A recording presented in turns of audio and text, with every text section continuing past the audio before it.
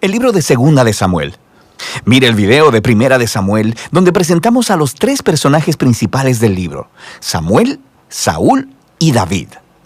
Y también el diseño literario del libro, que primero presentó a Samuel y luego trazó el ascenso y la caída del rey Saúl en contraste con el ascenso del rey David.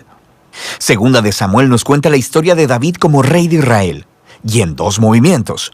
Hay una temporada de éxito y bendición, seguido de un gran fracaso moral y sus tristes consecuencias.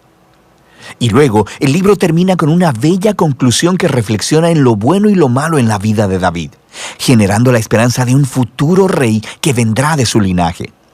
Así que Segunda de Samuel continúa después de la muerte de Saúl, y David sorprende a todos componiendo un largo poema en donde lamenta la muerte del mismo hombre que intentó asesinarlo. Una vez más, el autor está presentando la humildad y la compasión de David. Él es un hombre que lamenta la muerte de incluso sus propios enemigos. Después de esto, David experimenta una temporada de éxito y bendición de Dios. Todas las tribus de Israel vienen delante de David y le piden que unifique todas las tribus como su rey. Así que lo primero que David hace como rey es ir a la ciudad de Jerusalén y conquistarla, y la establece como la ciudad capital de Israel, y le pone el nombre de Sión. Y a partir de ahí, David continúa y gana muchas batallas y expande el territorio de Israel. Ahora, después de hacer a Jerusalén la capital política de Israel, también quiere convertirla en la capital religiosa. Así que hace que el Arca del Pacto sea trasladada a la ciudad. Y luego, en 2 de Samuel 7, él le dice a Dios que como Israel ya tiene un hogar permanente, él piensa que la presencia de Dios también debería tener una casa permanente. Así que pregunta si puede construir un templo para el Dios de Israel. Pero Dios le dice a David: gracias por pensarlo, pero más bien yo te construiré una casa, una dinastía. Ahora, 2 de Samuel 7 es un capítulo clave para entender la narrativa de toda la Biblia.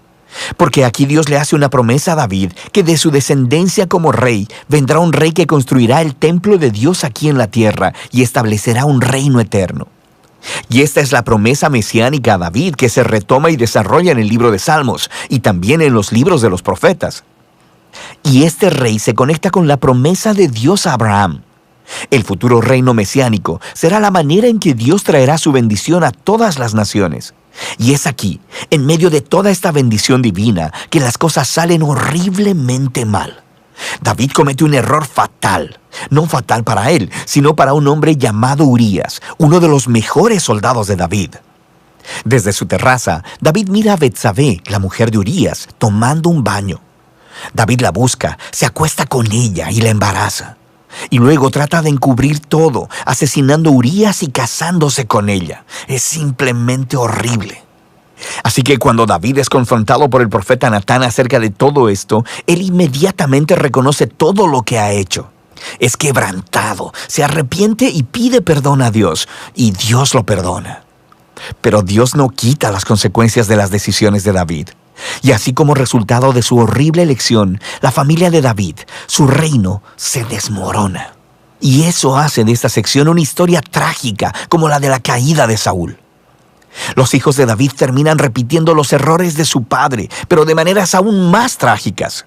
Amnón abusa sexualmente de su hermana Tamar, y luego el hermano de ambos, Absalón, se entera de todo esto y manda a matar a Amnón. Y luego Absalón va y trama un plan secreto para derrocar a su padre David, y empieza una rebelión a gran escala. Así que, por segunda vez, David es obligado a huir de su propio hogar y a esconderse en el desierto, excepto que en esta ocasión él no es inocente. La rebelión termina cuando el hijo de David es asesinado, y eso rompe el corazón de David, y una vez más, él se lamenta acerca del hombre que intentó asesinarlo. En los últimos días de David, lo encontramos de vuelta en el trono, pero como un hombre quebrantado. Está herido por las tristes consecuencias de su pecado.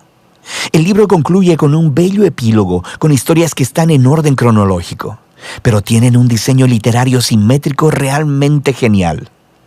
El par externo de historias vienen del reino temprano de David y comparan los fracasos de Saúl y los de David, y cómo ambos lastimaron a otras personas por sus malas decisiones. El par interno de historias son sobre David y su grupo de hombres valientes que fueron a luchar contra los filisteos. Y lo interesante es que ambas secciones tienen una historia de la debilidad de David en batalla. Así que, en contraste con las historias victoriosas de David de los capítulos 1 al 9, aquí vemos a un David vulnerable que depende de la ayuda de otros.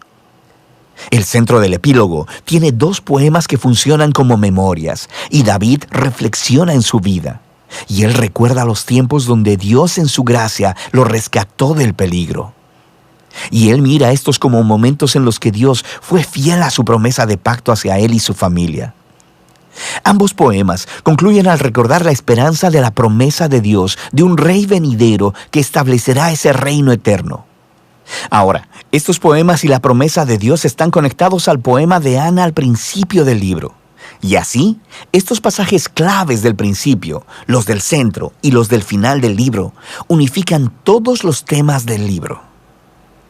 A pesar de la maldad de Saúl y David, Dios siguió obrando sus propósitos redentores, y Dios se opuso a la arrogancia de David y de Saúl, pero exaltó a David cuando éste se humilló.